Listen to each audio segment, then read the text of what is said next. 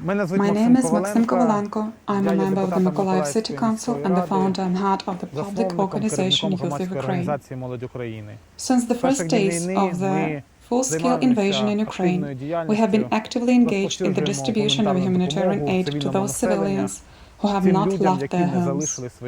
We could not have made it without you, so I want to express my sincere gratitude to everyone involved in providing the assistance we have received and were able to distribute.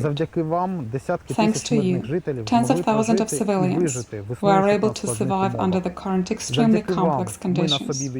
Thanks to you, we feel that the world is with us, that the world cares about Ukraine, that the world supports us.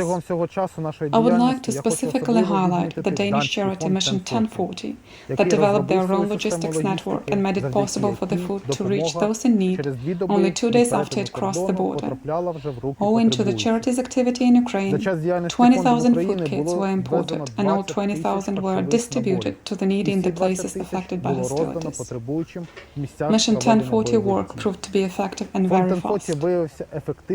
Presently, most charities have stopped providing assistance due to a number of reasons, and the survival of the local population is becoming more challenging every day, as people are not able financially to purchase food, and supermarkets are closing for the fear of new rocket hits.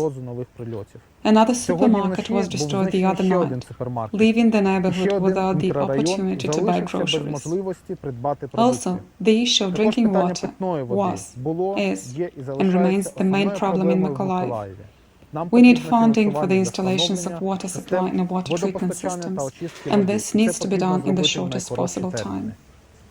We trust Mission 1040, with whom we have established a strong and reliable cooperation.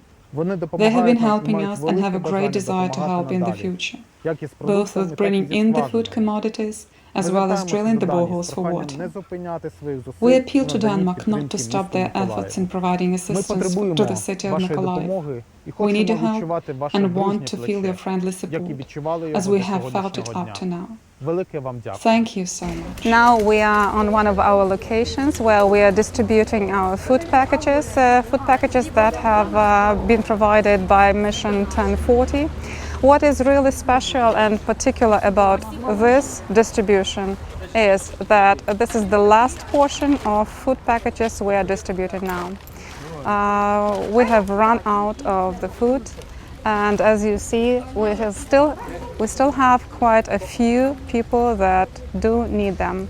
We still have families with many children, we still have retired people, we still have pensioners and disabled people that need and wait for those. We arrived in Mykolaiv in the middle of another spike. There's been increased bombing from the Russians just 60 kilometers away, and some of the damage is cynical. Behind me you will see a kindergarten. It had just been renovated to a high standard, and before it could reopen, it's been bombed. The spike is also affecting the delivery of water to Mykolaiv. The few trucks that have come, that traditionally have been coming to supply water, now are rather scared to come to the centre of the city.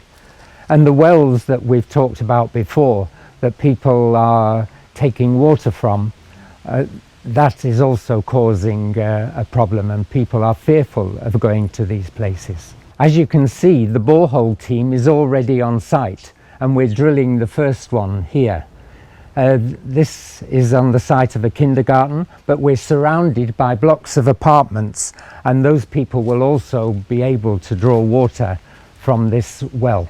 As you can see from the proposal, we've planned several boreholes, and they're all in similar situations like this. A public community centre, and surrounded by blocks of apartments where people are living.